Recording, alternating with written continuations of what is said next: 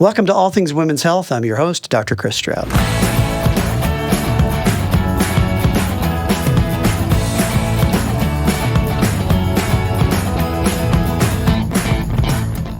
I'm an obstetrician gynecologist of some 30 years. I'm a husband, I'm a father, I'm a grandfather, I'm a small business owner, I'm a Catholic, I'm a lot of things. But right now, I'm your host as we talk about really all things women's health.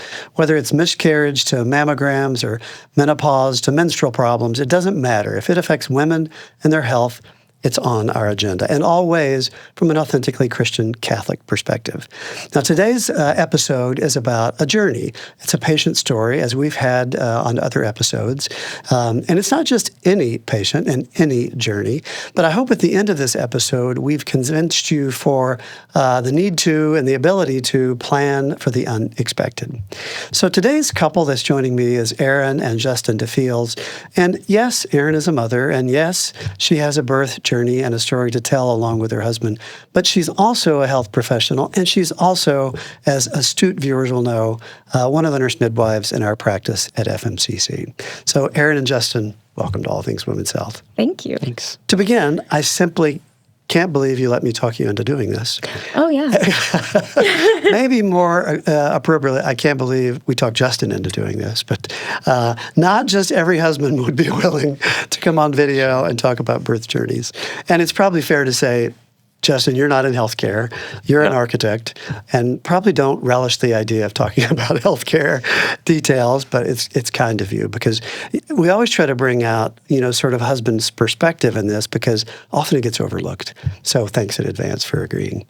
So where do we begin this journey? Maybe the journey that led you to leave dreary, dark, Colorado and move to sunny northern Indiana. Maybe that's a good place to start. Yeah. So when we lived in Colorado for 2 years, and when we found out that I was pregnant, we decided that we needed to be closer to family. Not an uncommon discovery. Not an uncommon discovery. Yeah, 21 hours away was just a little far for us. Yeah. And immediately, FMCC came to my mind as a nice landing spot. So touched base with Marianne, and then had a meeting with you where I basically just said, I'm coming. Lucky January 1st. Yeah. Lucky us. Now, go into what you were doing in Dreary, Colorado. Yes. So in Dreary, Colorado, Justin worked in downtown Denver. Yeah. And I worked in a out-of-hospital birth center in Colorado Springs. A little bit different than how we have our setup here. We did not have hospital privileges, so it was only in the birth center setting where we practiced. And my journey there was a bit of a mess. As we were talking before this podcast, we were like, yeah, the title of the podcast series is When Plans Change, that really could be the title of our whole marriage. I don't think anything has really gone to plan. But so I worked in home birth, that was transitioning into birth center birth, and then a hospital-based practice prior to landing in a fellowship position at the birth center where I, learned how to be a midwife. Yeah. Learned how to be the midwife that you know and love and hired. And so really incredibly grateful for all of that experience. So you're being a midwife, Colorado, you're doing birth center birth. You guys are a busy young couple commuting, quite a commute from Denver to Colorado Springs. Yeah, how long was your commute? An hour and a half each way. Yeah. Yeah. Even by city standards, that's a bit of a hike. And then you're blessed with a baby. So maybe that's a good place to pick up the journey. Yeah. So really right from the start of my pregnancy, nothing was going particularly well. I had hyperemesis, which for those of you who don't know is a condition where you're just very, very sick. Morning sickness to the max. And so that made my job as a midwife very difficult. You know what? I want to stop you. Just remind me. Yeah. But, give viewers a sense, because I know a lot of people wonder, you're not only just a healthcare provider, birth is your thing, What's it like to be suddenly realize you're pregnant? Is that scary? Is that exciting? Is it both? Is it different, do you think, from our moms who are not healthcare providers? I think I was just excited. But because we had kind of waited for for the COVID numbers to fall. Sure. Because as I'm sure you remember, in the first couple of years, there were so many miscarriages and strange outcomes. Yeah. And so we had waited a long time, and finding out that I was pregnant was just, it felt so long expected and anticipated. Yeah. When I hear you say that, I'm reminded, and I've heard other healthcare professionals who are pregnant say, people tend to think that we might think, oh, it's just another pregnancy. I do this for a living. But that's not the case. No, not at all. And even, so it didn't take us very long to get pregnant, but even in that short waiting time, the line between being what you consider a normal person and being a pregnancy test obsessed patient who you tell to calm down on the phone is fine. Yeah. All right. That line is fine. Yeah, we're not exempt from those things. Yeah, no. Yeah. So you find out you're pregnant, you're doomed to a little bit of nausea, vomiting. Yes. So I got to enjoy it for like a week until I started getting really sick. Were there any discussions like those that we know happened with our patients between husband and wife about how's this birth going to go? Is this going to be a birth center birth? You worked at a birth center. Did you have trepidations at all that you were willing to voice maybe about having a birth center birth, out of hospital birth? No, I mean, Erin's the professional in that aspect, so I really just gave it up to her and you married trusted into her. that, so Absolutely. Yeah. That's deep, because that can freak husbands out, because usually the husband position is the hospital. That's the safest place to be. Everything will go fine. And we know from operating a birth center, that's not how it works. But I think it's the default position. Was home birth ever a discussion? Or? It was, yeah. So my previous birth center, we did sometimes do home births for staff. So we considered that as an option. That's kind of where I drew the line. I didn't want it to be at our house. Is the only stipulation that I had. Do you remember why? It's because our hallways were not up to code for a This is the ambulance. architect talking. For the ambulance to get in there if needed. And he's like, the birth center hallways are made for that. Our hallways are. I sometimes call the birth center, when we're talking to patients, the husband option. Sometimes their wife will say, I want to have the baby at home. And the immediate reflex is, well, that's just weird. And you say, well, what about the birth center? Well, somehow that seems less weird when held up against home birth. But codes notwithstanding, the decision was made, birth center birth. And the most important thing, I think, to both of us was being around practitioners we trusted. The midwife who ended up being at our birth, she was one of my primary preceptors while I was in fellowship. We trusted her implicitly. The other preceptor who I had throughout my fellowship, we trusted her implicitly as well. So we really wanted the people that we knew and loved to help us have our baby. You used the word trust several times. Make us understand why trust. What comes to mind when you say trust? I mean, what's the sort of the opposite of trust, you might say? I think people don't realize how vulnerable an experience birth can be. Even when birth is your job, that when it actually happens to you, you feel so incredibly vulnerable, and they are very truly in charge of you and your baby's health. And so I felt that from the beginning, being so sick, having their guidance and feeling so vulnerable from the start. They cared for me and nurtured me and helped me feel as good as I could feel. So having people who I knew had my best interest at heart and who I knew weren't just trying to get home, weren't trying to meet some kind of benchmark standard, that they were really there for us. I sort of hear you say shared values, really. And around birth or around other things as well. But trust comes from that sense of we read the same book, we understand, we're on the same page. Yeah. I don't think enough of our patients think about those things when they're choosing providers. Yeah. And I say that because you know this well. How often do we see people middle to late in their pregnancy where they have this epiphany, I don't like this, and sometimes it's too late. But if they had thought about that trust feeling at the beginning of pregnancy, they wouldn't have found themselves in that position. Yeah. Yeah. Absolutely. Kind of scary. So you're in a trusting place. You convinced Justin, we're going to have this baby at the birth center. Oh, he was all about it. Yeah. Because he had also heard when I didn't have hospital privileges, he would hear my experiences from transferring people to the hospital. And he was like, I don't want to do that. I don't want you to go there. Yeah. Now, we should say, just in case people don't understand, when you say I didn't have hospital privileges, it's not as though they were denied. You didn't want them. The work the work setting that you were in, you didn't need hospital privileges. You chose to do all outpatient. As opposed to now, you have hospital privileges. But it was a different model. It was a different model. I think we would have liked to, I know we would have liked to have hospital privileges for things like epidurals and, you know, things that are still squarely in the midwifery scope.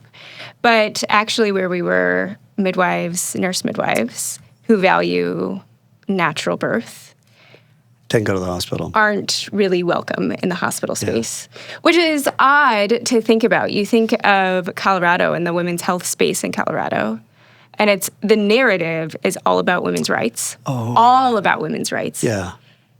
Only in the first trimester, only when you're making a certain choice. Once you're choosing to be pregnant, all of that goes out the window. Yeah, and not to beat up too much on Colorado. It's fine, I guess. No. But that's probably not a different story anywhere else. Yeah. You know, I think we see that all the time, even here in sunny Indiana. Yes. That when you step into a hospital setting sometimes, you give up a lot. And I don't think people realize that, sometimes until after the fact. Yeah. And I shouldn't, I say that with such a blanket tone. We ended up having Fulton in the hospital, which was great. We had a wonderful hospital. Spoiler alert. Spoiler alert. We had a wonderful hospital experience at the end of the day because we had great hospital-based providers. Yeah. So carry on. You're ticking along through pregnancy, pretty routine and mundane, other than the nausea. And then we make this trip out to Fort Wayne, Indiana for the 4th of July. And that was my kind of interview weekend. And we get back, and I have an anatomy follow-up, and we realize, oh my gosh, the baby's Breech. And do you remember how many weeks you were there? 24. 24 weeks, so just over halfway. Yeah. And I'm thinking to myself what I would say to every patient. 24 weeks, you got time. Yeah. It's going to be okay. Do some spinning babies exercises. Go see your chiropractor. It'll be fine. You're going to be okay. Do you remember Justin Hurd telling you that and what you thought when she said that? It took a lot of trust to just kind of push it aside, and that's her realm. So if she says it's going to be okay, then it's going to be okay, and we're going to do what we have to do to put us in the best situation that we can. So, do you think that in retrospect, were you convincing yourself while you were convincing your husband that everything was okay? Oh, yeah.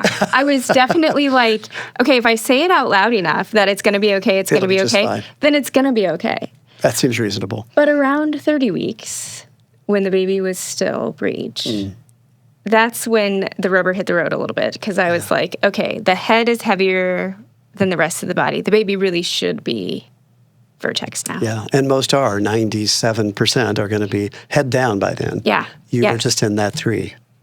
Exactly, which feels terrible when it's happening to you. You're like, statistically, this should not happen to me. Yeah. How could this happen to me? I am a birth center midwife. Of course I'm going to have a birth center birth. Why? It was such a tumultuous time as a midwife, catching all these babies, all these low-risk babies of women who had the same risk profile that I did, except the only difference was their baby's head was down. Yeah. And every time I would think to myself, gosh, am I going to get my birth center birth? So what happened 30 weeks on? How did it go then? Lots of acupuncture. I went to an acupuncturist like every week. Something like that. Sometimes more frequently. Yeah. I saw a chiropractor almost every day. And then Justin assumed the responsibility of something called moxibustion, which is a Chinese medicine. You burn an herb called mugwort next to an acupuncture point on your toes, and you look like a total crazy person. You feel like a total crazy person. We might be totally crazy. We might be totally crazy people. She would try anything and everything to get this baby to And turn. every single night, he would still do it. Yeah. I'm guessing you probably had conversations at work where you said, they said, did you see the game last night? And you're thinking, no, I burned incense on my wife's toes. But kept those details to myself for the most part. I wondered if that was maybe the secret. Yeah. Because there had to be a lot of doubt and thinking, nobody's going to believe this. So Fulton's head down, not head down, Not still head down. bottom down. You're trying things. Yeah, we're doing everything I know how to do. Yeah. And then at 36 weeks, typically you refer for something called an external cephalic version, which is something where an obstetrician, like yourself, takes their hands and tries to manually turn the baby. Yeah. Sort of a bad abdominal massage, you might say. Oh, the worst one I've ever had. Yeah. I mean, we're literally trying to get the baby to turn 180 degrees and not always comfortable. And no, Yeah. of the whole experience, that was the most painful thing, was the ECV. Do you remember, did you go into that assuming it would work? I was hopeful that it would work. Yeah. Statistically, I knew as a first-time mom, probably not. Yeah. So we had, throughout the day, we were like, either way, we're getting Shake Shack. Because there was a Shake Shack right next to the hospital. And we were like, doesn't matter. Either way, we're getting Shake Shack. It's going to be fine. Makes everything good. Yeah. Softens the blow a little bit. But in the community where I worked, the local OBGYNs generally wouldn't do ECVs, especially for out-of-hospital patients. Oh. We should probably pause at that a little, I guess, because in our practice, we do a lot of attempted ECVs. And it's not uncommon, though, for families to find that they don't have someone willing to do it. Yeah. Which is peculiar. It's an old-fashioned thing. I don't think it's not taught anymore. I'm not altogether certain. And of it's that. recommended by ACOG, actually. It is, and yet it's not often attempted. And in many ways, it really is a nothing ventured, nothing gained. Yeah. If it works, it works. If it doesn't, it doesn't. There are cases, to be fair, where something doesn't go well. Maybe the baby's umbilical cord gets wrapped up, something, they get upset, and you have to move to do a C-section. But that's very, very rare, and often people are looking at a C-section anyway if the version fails. But for whatever reason, across the country, I don't know how it varies by region, there's not a lot of providers anymore that will attempt ECVs. And so, which is just strange. Yeah. I don't know why there was the added caveat to, okay, well, you're a birth center patient, so we're just not going to do it for you. Yeah. So we actually had to travel all the way to Denver. Castle Rock. Just to get the ECV attempt. Just to get the ECV attempt. So a couple old guys would still do ECVs for whoever. There's a lot to be said for the old obstetrician. This is really just a story of old obstetricians. At the end of the day, there are 4 different old guys that we will talk about. Good. So these 2 old guys were like, yeah, whatever, we'll do an ECV for you. Probably not going to work because you're a first-time mom. There's not a whole lot of fluid, not a concerningly low amount, but you don't got a whole lot. Let's try. So we're going to try on this day. And we tried, and it didn't work, which was so disappointing because at that point I knew it's probably not going to happen. Yeah. You're starting to run out of options fast. You're 37 probably weeks. I was now. 36 and 6 at that point. And the trouble there, viewers, is now you've got a baby that's getting so large, just physically, mechanically. growing into my pelvis. Right. Yeah, rooting down. Yeah, not a lot of space to deal with. No. So we had decided we're going to try it again with an epidural. Oh, Because again, like I just said, it was of this whole experience that was the most physically painful thing. I think probably one of the most physically painful things I've ever endured in my life. yeah. But we were going to try it again with an epidural. At the hospital, after I had my ECV, they were like, "Oh, you're contracting every 2 minutes. Would you like a cervical check?" And I was... This is after the first Yeah. ACV. Okay. I was in such a bad mood, and I was like, "No, don't touch my cervix. I'm going to just go to Shake Shack and pout." And we didn't know at the time that we only had a few days left of my pregnancy. So at that point, the plan was taking shape for what now? We were going to plan a second ECV, but then what if that doesn't work? Yeah. And so at that point, at that juncture, which was the most likely thing at that point, was what next? Yeah. Because we face women in the United States with this impossible decision of, do I attempt a vaginal breech or do I consent to a C-section? Yeah. And it's an impossible decision. So tell us what those conversations are like, because I'm sure people are wondering, what is that like? So in my fellowship, in my midwifery fellowship, my boss, who I thought was totally nuts at the time, was like super supportive of vaginal breech and stuff like that. So I was like, what's the matter with you? But she told us that we all had to take the Breech Without Borders class. Which changed 100% how I perceived vaginal breech. Yeah. And some of the safety, markers that we think about. Yeah. And so if I had not taken that class, absolutely I would have had a C-section. Right. Absolutely, no question. We were talking about... Yeah, what was that like? Because usually right about now, it's when we husband types, our safety things start firing.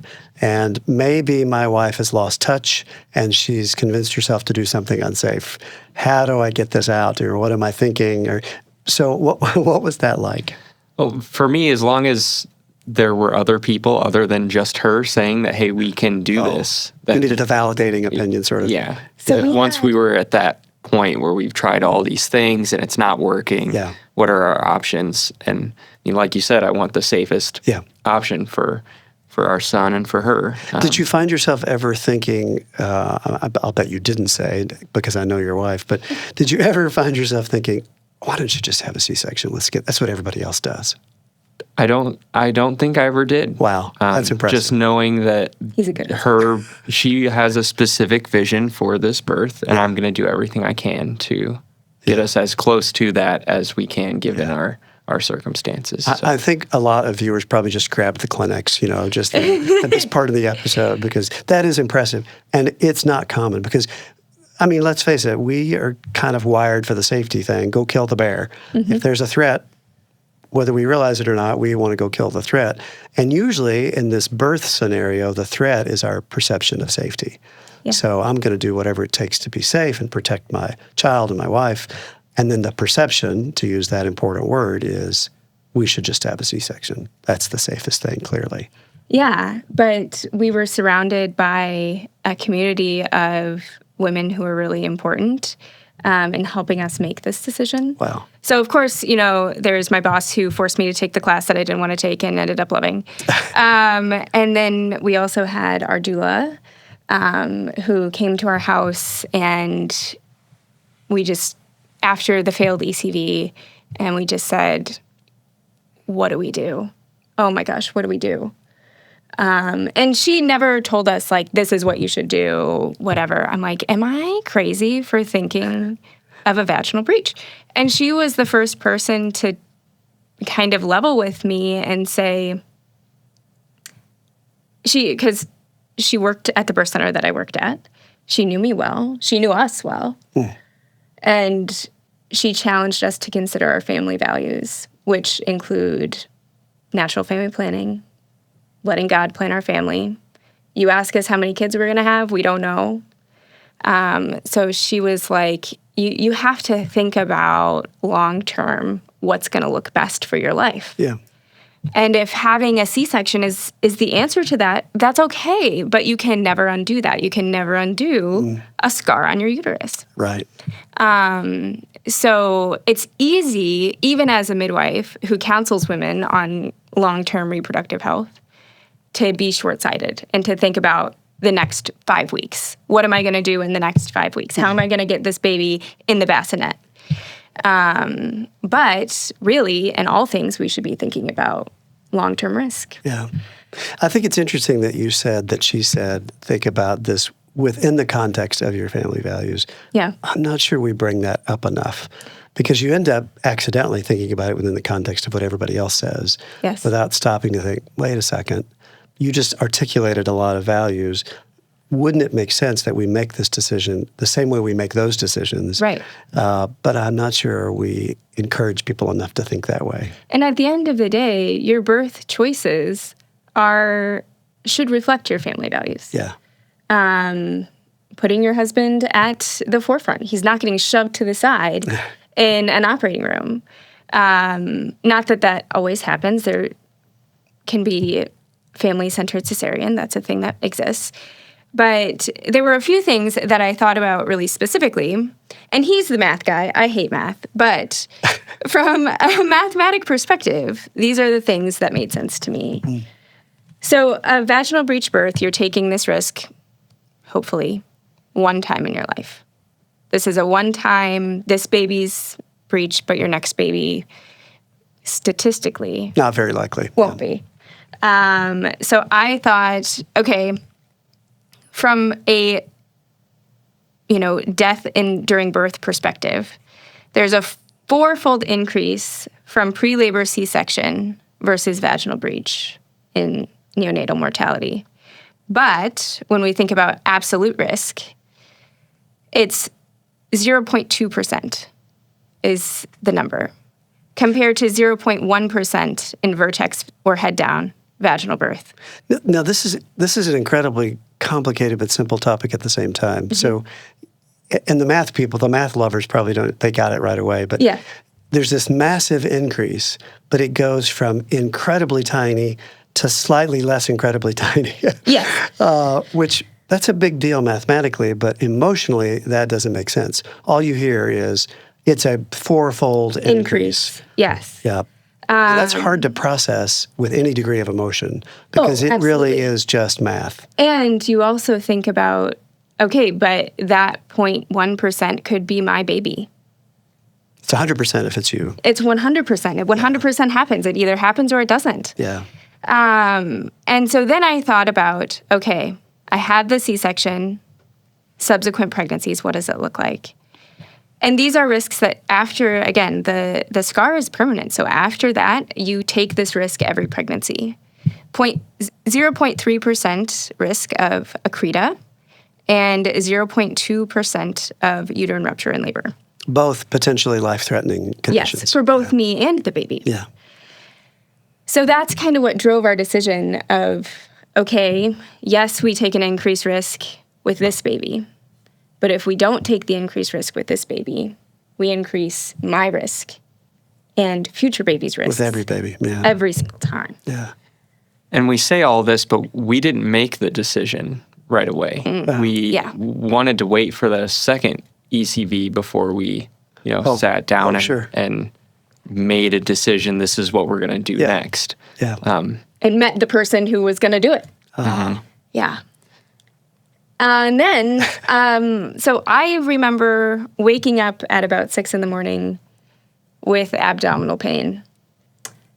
And after that, it's piecemeal. So you can take it away on...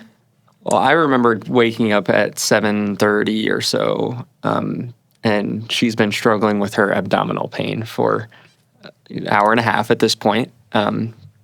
And she thinks she just needs to get in the shower to have a nice hot shower, and it'll go away, and on with our day. Yeah, couldn't be labor. Yeah. No, couldn't possibly be. Absolutely not. Be labor. That shower lasted about 2 hours.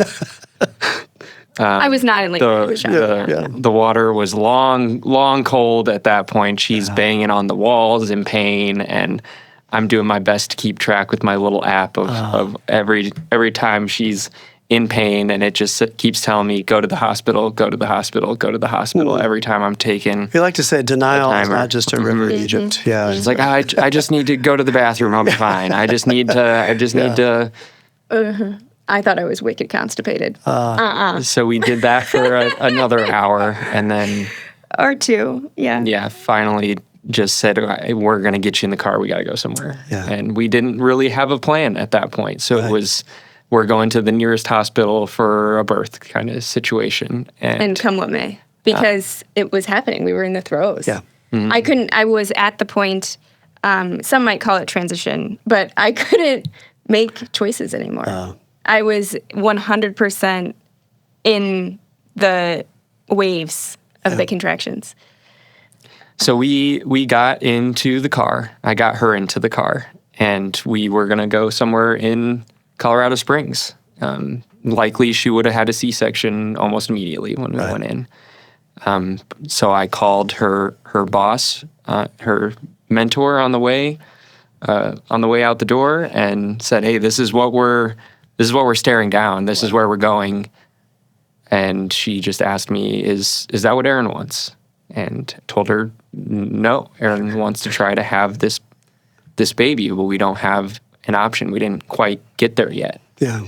And so she made some phone calls, and that's how we ended up going up to Castle Rock instead of staying down in the Springs. So you just, in the throes of transition, you start calling people. I started calling people. You, and say, my wife is in labor, the baby's bottom first. Yeah. Would you see us? That must have been bizarre. Mm-hmm. How were you And to have received? somebody say yes was The first call? The first call. Because I had one call to make. Yep. And that was the only call I was making before we were then going somewhere. she called the obstetrician. So he called the midwife. Yeah. She called the obstetrician, who she did some part-time work for. Yeah. And says, I got this first-time problem. mom in labor with a breech baby, happy Sunday morning. Will you be there? You've never met this person. I've never met this person. Yeah. Mm-hmm. Oh, wow. And he cracked his knuckles and said, "Let's do it." And so we went about 110 miles an hour down the road to Castle Rock. And So this is an interjection of a small memory that I have. I made the very bad mistake of opening my eyes during a contraction, and we were passing a McDonald's. And now every time we passed that McDonald's, ever since then, I was like, oh my God. So then we get to the hospital. So how far along were you when you showed up at the hospital? 47 and change. No, in labor, how far? Oh, so if you would have asked me, where do you think you are? Yeah. I would have said, I'm 2. This is false labor. 2 centimeters. They're going to give me some IV fluids, and I'm probably going to go home because I'm just so wimpy that I can't handle false labor contractions. And she was saying all of this on our way in. So these weren't just thoughts she was having. She was telling me all of this. Like, I'm going to be embarrassed that I'm, not as far along as I should be for being in the hospital already. Yeah. We're going too early. And so I took that as, okay, well, maybe I have some time. I can go park the car really quick. Right. And by the time I parked the car and came back in, her water was broken. Okay. And I was 9 centimeters. And 9 centimeters. 100% effaced and 0 station. Okay. So things are moving along fast. Yeah. So I got an epidural before I would let anybody touch me, because I think I'm about to have a conversation with a surgeon because I wasn't really privy to these conversations. Yeah. Because I was screaming in the car. So I think we're going to have the conversation, double layer closure. Please suture me, don't skip me. The whole C-section talk. Yes. Yeah. Mm-hmm. I want to have a VBAC with my next, hopefully, many children. Yeah. Please respect my body. Yeah. So that's a conversation I think I'm going to have. Wow. And I'm not having that without an epidural because, again, I can't talk to anybody. He was like, well, you're 9. Mm-hmm. Now, was this the vaginal breech provider that you're talking to? Yes. So you show up, you never met this person. I never met this person until he was checking me. You've kind of psyched yourself for a C-section. Yeah. And then what was the next conversation? How did that go? I don't really remember. We're going to try to do this here. Yeah. That's really all the the conversation, I mean, that was they had that conversation behind closed doors after I had called the midwife. And so they were ready for us when we got there. Yeah. So you've decided, both of you, ahead of time, really, that you're gonna try a vaginal breech birth. Now it's thrust upon you in unexpected labor. You managed to get to a place, and you managed to find a provider competent and willing to do it. Yeah. Another old guy. Well, yeah. Another shot for the old guys. Yes. And so then what happened? You got an epidural. I got an epidural. Maybe you could think a little more clearly. Yes. And then, so as soon as I can think clearly and I know I'm 9, I start kicking myself thinking, well, if I had known I was in transition, I wouldn't have got the epidural. And I also know that vaginal breaches are most successful when you're not on your back the whole labor. So again, these very important people, women in our community, and my nurse, who, again, I had just met that day, worked to get me up on a birth seat with my epidural, worked to get me in hands and knees with my epidural. Not always an easy thing. Not so always they had to an be easy very thing. motivated. Yeah. And they helped me into all the different positions, helped me rest, and really feel like, I remember feeling like, I just love these people. I just met them. And I love these people that I've chosen to be at my birth. Wow. I mean, whoever they are, they're probably not listening, but I mean, you and I know in our hospital world, that's not usually how that would have gone. It would have been much more common. You could just paint the picture, home birth midwife, kind of squirrely out there on the fringe, shows up in labor, 9 centimeters breech, and thinks she's going to change positions with an epidural. Lots of eye rolling. Yes. Lots of there, you don't know. Yeah, stupid little primate. Yeah. Yeah. And so hats off to them. Wow. Yeah, they were absolutely incredible. My doula, walked in her tennis outfit from coming off straight off the court. And honestly, I also had a birth photographer. Had I not had a birth photographer, I wouldn't remember any of this. Oh. But she was great too at just being encouraging. Again, these are women who have seen me as the provider of several births, have taught me to be the confident provider at several births, and are inspiring that same confidence in me when I'm in labor. Wow, that's beautiful. So labor, there's not much left to labor. No, well, until I pushed for 3 hours. Well, okay, not to discount that. And so I'm guessing during this, you didn't have doubts. You thought, this is our plan, we're good. She's going to push this baby out bottom first. Seems like a good thing to do. And we're at the hospital should things go sideways. So, I felt as comfortable as I could given the situation we were in. So. Yeah. It's funny, I just had a triggering memory, I think, 26 or so years ago. I forget how old my oldest is sometimes. I remember in labor having this thought. Here I'm a birth professional. My wife, the birth professional, is having a baby. I just remember thinking, I cannot believe we're actually going to do this. Is there any way we could just stop? Just sort of play the tape back a little bit. It's just all happening too fast. But I think that might be just a common feeling. So you get ready and start pushing. Yeah. So I start just feeling the spontaneous urge to start pushing. Yeah. And after what felt like 12,000 years, I looked at my photographer and my midwife, and I said, it's not going to happen, is it? And they were like, well, we can see his feet, so. I think yes. They were like, yeah, it is. You're going to do it. And then I don't really remember after that, but then I remember the physician coming in the room, and I pushed, and the body came out, and pushed again, and his head didn't come out. So his head was stuck. Which is the biggest mechanical challenge of delivering babies bottom first, is that the bottom is usually not the biggest part of the body. Right. So if the head is a little larger than the bottom's opened up the cervix, but maybe not quite enough for the head to come out, and we call it head entrapment. Yeah. And that is the big concern when we're talking about vaginal breech. So I'm sure you must have thought, oh no. Yeah, so I heard him so he was standing right in front of me, as one does. And then the midwife was standing right next to him, and he turned and whispered to her that he wanted the forceps. And I was like, no. Yeah, it said you have a couple pushes left, Yeah. or we got to do something here. So he was like, I'm going to put my hand in and get the head, but you've got to push. Yeah. And he was born with that push, and turns out had a triple nuchal. The cord wrapped around his neck. Yes, the 3 cord times. was wrapped around his neck 3 times. So that was probably why his head was not wanting to come out. And why we weren't able to turn him in the ECU. And that too. Yeah. Yeah. He was tethered. So you pushed him out, though. I did. Yeah, you had a successful vaginal birth. I It had did. to Yeah. feel amazing. Yes. Of all of the things I've accomplished in my life, I feel like a vaginal birth is one of those things that's just at the top, that it changes the way you view yourself and how strong you are, what your body can do. Yeah.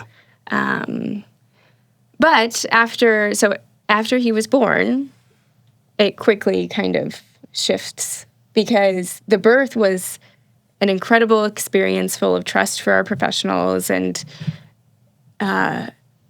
quick decision making.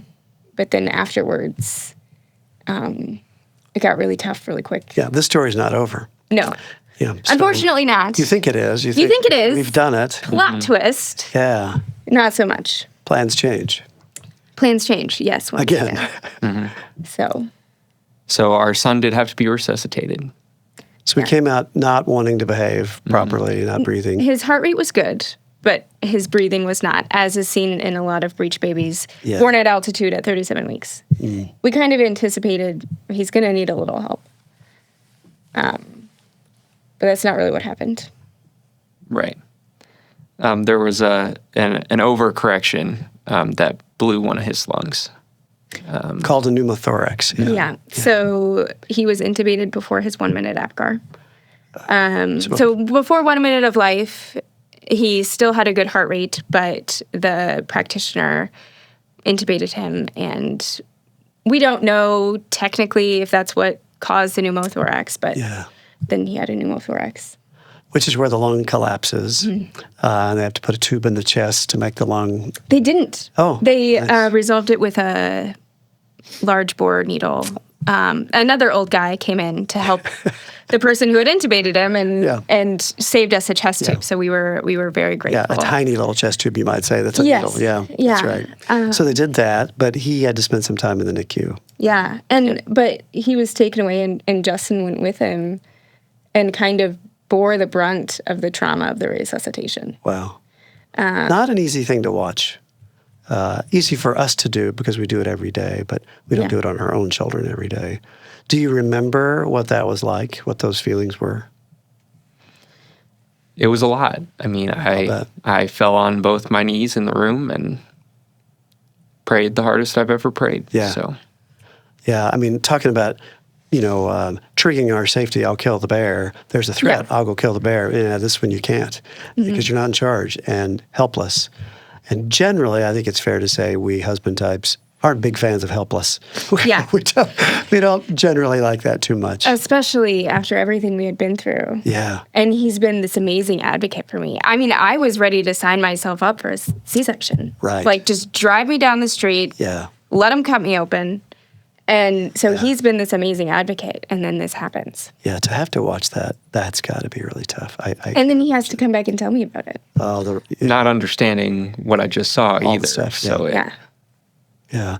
So he had this full-on resuscitation, had to have a breathing tube put in. Yes. Whisk away to the NICU, uncertainty. You don't know what's happening or how it's going. And you had to come back and explain that. Yeah, what happened? I hate to say what happened next, but what happened next? So you kind of told me that they thought, this person thought that he had some cardiac issues, maybe would need brain cooling, stuff like that. So these are really big, bad things that I was like, oh my gosh, I'm so stupid.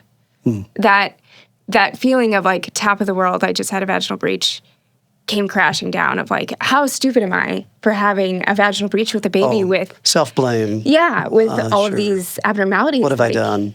What have I done? Yeah. And quickly, this other old guy came in and was like, no, he's okay. He just has a little pneumo. We're going to give him some antibiotics. He's going to need some oxygen. Yeah. He's going to be all right. Nice. That had to feel good. Yeah. And he walked in because it's Sunday and he's on call from home.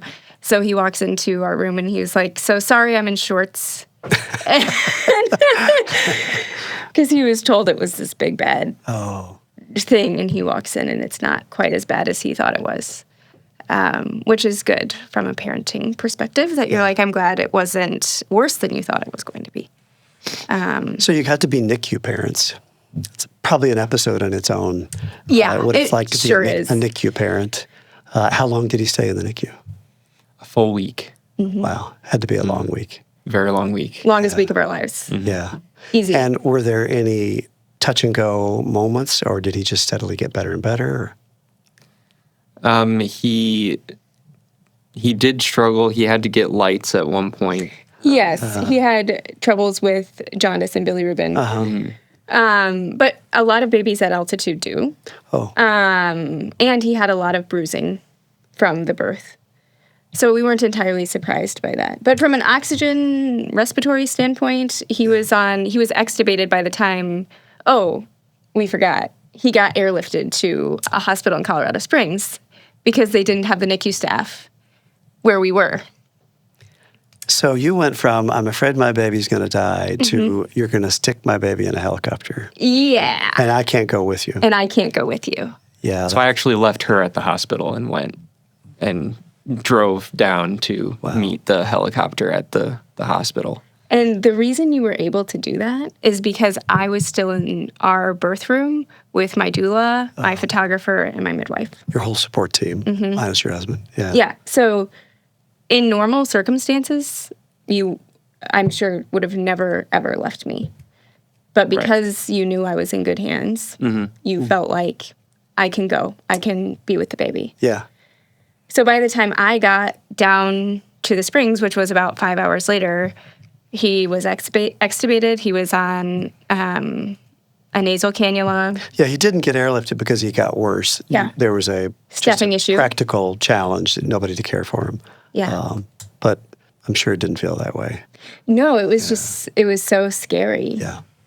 So he's getting better fast. Yeah, they were large ventilator weans, and which is scary. You know, the old guy came into our room and was like, yeah, we're doing large ventilator weans. And I was like, oh my gosh. Yeah. Is he ready for that? Yeah. But then it irritates this wound that you have, which is, did that need to happen? If he can be extubated within a couple of hours, did he need to be intubated?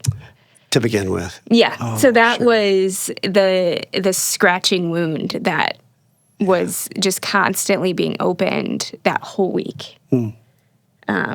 Was did all of this need to happen if resuscitation guidelines would have been followed? Interesting.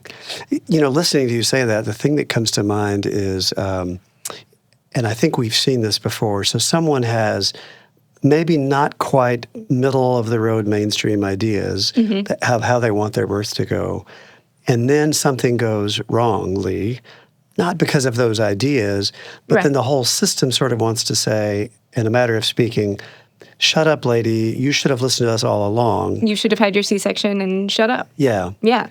It makes me think of, an analogy I heard once. You don't get to push somebody in the pool and then congratulate yourself for saving them. Right. Yes. Which is, it's a huge thing in medicine, not just in obstetrics, but in all of medicine, I think. But I'm guessing you had some of those mixed, crazy feelings. Yeah. And again, my wonderful husband sent me home because we decided we weren't going to leave him because at that point, our trust for the neonatal team had been so breached. And so even though we generally loved the people we ended up having at the NICU, there was all of the trust that we had on the obstetric side did not translate to the neonatal side. Right. So we decided one of us was going to be with him. And he sent me home to sleep for the first, 3 nights until my milk came in, and then I couldn't sleep at home anymore. Wow. But it was Justin handling night rounds, handling the nursing staff, and can you come in here and help my baby? That was all you. Wow. That's not easy. That seems to be an episode of its own. Husbands in the NICU. Yeah. Well, I had a lot less recovery to do than she did, so was happy Maybe to less take physical recovery, but happy to take that. So he's there a week. Any more excitement while he's there? He's getting better. He's off the ventilator. No. The jaundice lights, we had Billy lights.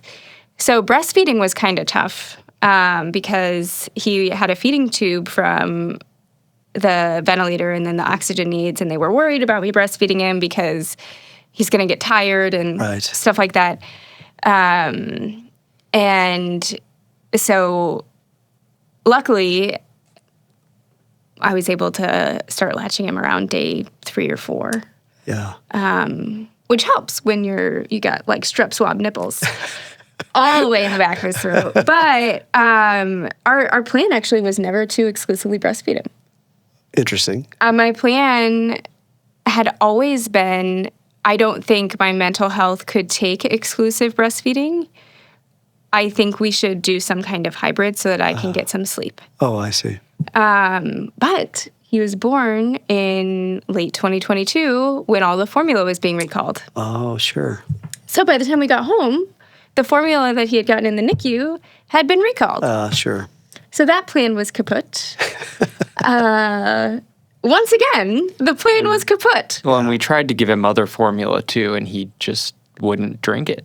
He would just spit it out all down the front of him. So made that decision easy, I guess. Yeah. So he kind of forced our hand. So at this point, did you start to think, okay, now we're a regular postpartum husband-wife baby? No, because we were about to move across the country. Just to keep it more interesting. Just to keep it spicy. Yeah. We're planning this move across the country. And it's probably fair to point out, too, if I'm right, you didn't have family there. No. You had this other support network, but not family. Right. They're all here. The family came out to visit us. So we had all of our parents there. Most of our siblings came out. Kind of after the crisis, sort of.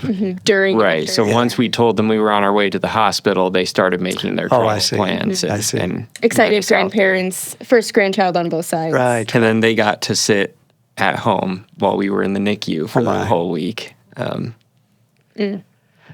But Fulton, as he's named, he gets out of the NICU, he gets to come home. Yes. And life settles. You make a big trip to the Midwest, and life settles.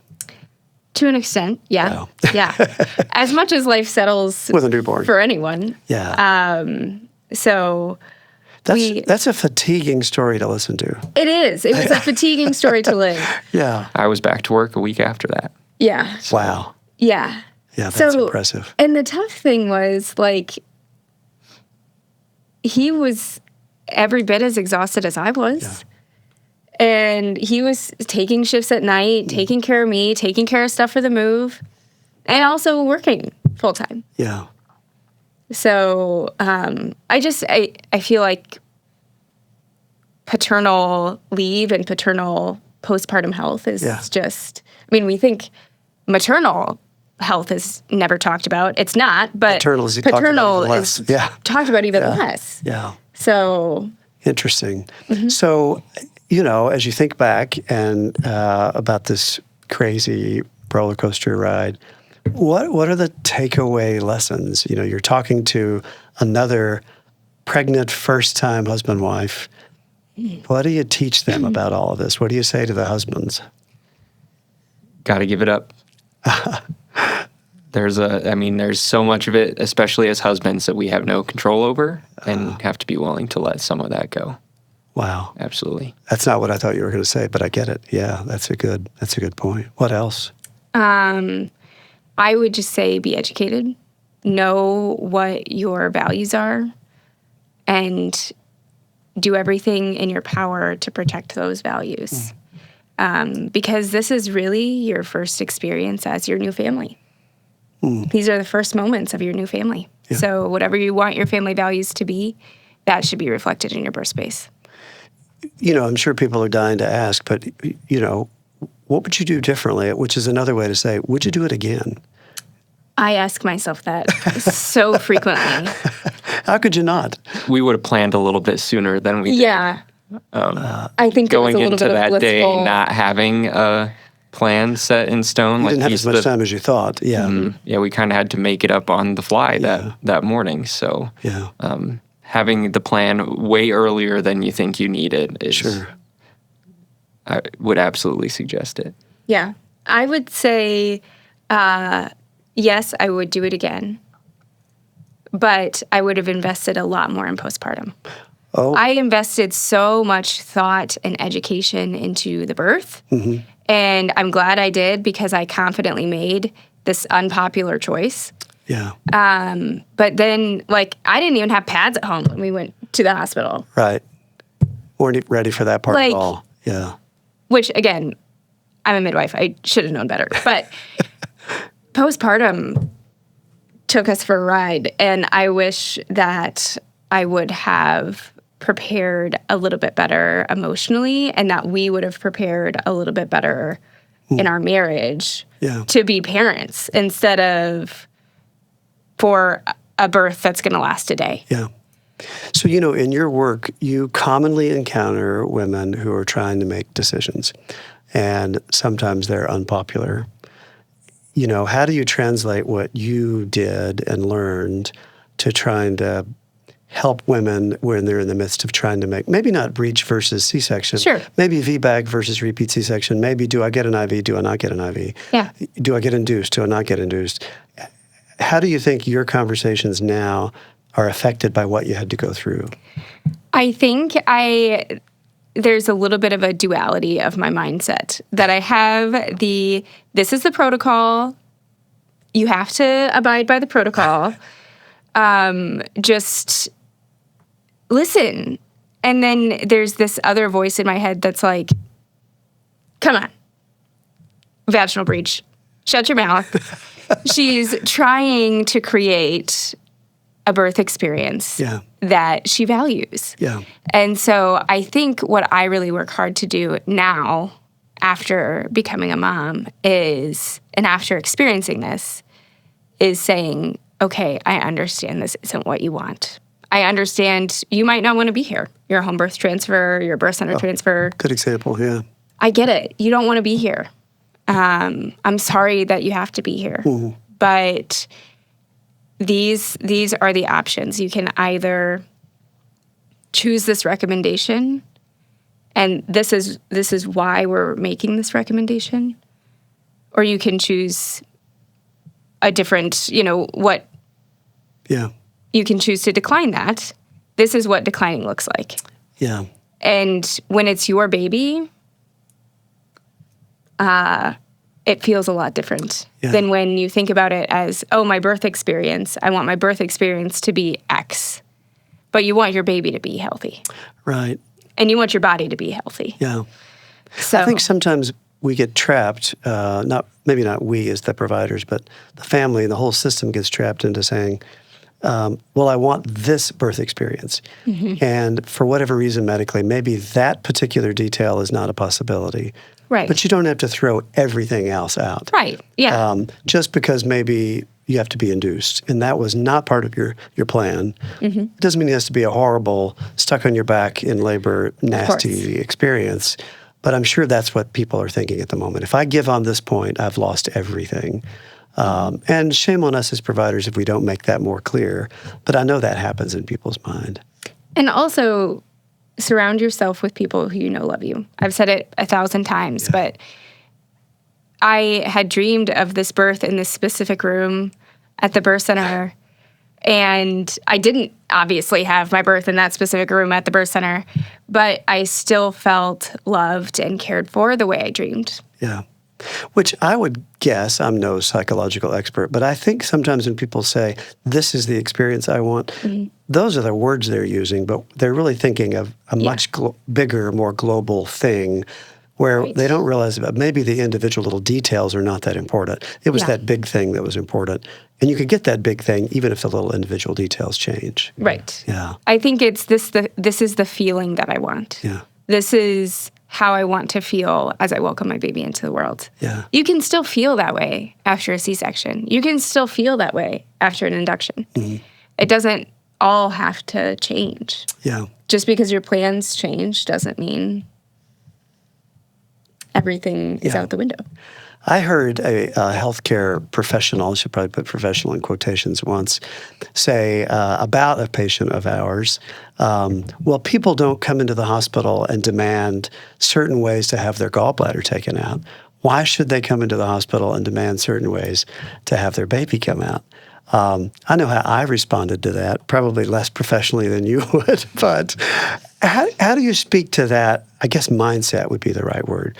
In other words, why does experience matter, or does it matter when it comes to birth? So the difference between a gallbladder and a baby is that gallbladder pathology is pathology. You're sick. Yes. Birth isn't that way. Most of the women, by and large, are healthy. This process is healthy. This process is normal. And turns out there are variations in that normalcy, like a breech, like a VBAC, that even though that might necessitate a hospital birth, doesn't mean that this process is broken. Doesn't mean she's broken. Doesn't mean the baby's broken. Really, this event is made to be a family event. It's made to be a life-giving event. It's not made to be a pathological event. Versus, your appendix rupturing is a pathological event. So Do you agree with the concept of having your gallbladder out in no way defines you as a woman or as a family? Sure. Having your baby is by definition defining. I mean, it is a product of the two of you. And I don't need my husband to be in the room for me getting my gallbladder out. But if he wouldn't have been there with me, Would have been a different thing. it would have been Wow. horrible. Another thing that comes to mind as we wrap up, you said something I thought was really interesting, that, you felt this high of empowerment, sort of this top of the mountain, literally. I did it. I did it. I am amazing. Hear me roar. And you referenced a vaginal birth. How do you speak to women who don't get the option to have a vaginal birth for whatever pathological reason? They had to have a C-section. Sure. How can they not feel as though it was a complete failure? How can they have that same top of the mountain feeling? I think I honestly would have felt very similarly, regardless, because I knew that the choice I made confidently. So even if you have something pathological going on, and you have a birth you didn't plan to have, you still created a life. You still brought a child into the world. There's no less value in that, just which opening your baby comes out of. But the main thing is you made this choice, and you made it confidently, and you made it lovingly towards yourself and your baby and your future children. And that's something to be proud of. Yeah, well said. Yeah. So, Well, a lot of great takeaways. I still can't believe we convinced you to tell this story, but I know. especially since he had to tell most of it. I don't really remember. I'm glad the story ended out. I mean, we should have had a prop. We should have had a picture of Fulton. Oh, yeah. He is a perfect, beautiful child who is clearly just fine. Yes. Which I'm sure your listeners would like to know. Yeah, that. yeah. He's okay. He's going to be 2. Yeah. Yeah. And he is. Wow. But thank you for sharing that. Yeah. Thank you so much for having us. Well, viewers, I hope you've enjoyed this story. A little tough to listen to at times, but I hope in some way it's inspired you. I hope that we've left you with the idea that, as healthcare professionals, we make suggestions based on the best information and experience we have. you make decisions, and it's incumbent upon your healthcare providers to respect your decisions. We may think they're dead wrong, but they're not our decisions. They're your decisions. And if you don't have that kind of relationship and the trust that Erin mentioned so many times, you need to find it, because the need for that trust could come at a time that's absolutely critical and feels like a crisis, because it is. But I hope if you enjoyed this journey, are there stories you'd like to tell us? Do you have a birth journey and a birth story you'd like to tell? We'd love to hear it. You can reach out to me. You can message me directly if you'd like at 260-450-8878. I'd love to hear from you. You can email me, Dr. Stroud, at fertilityandmidwifery.com. We'd love to know what you think about this story. Please like and subscribe to this. Send it to absolutely everybody that you know. And please plan on joining us back soon for another episode of All Things Women's Health.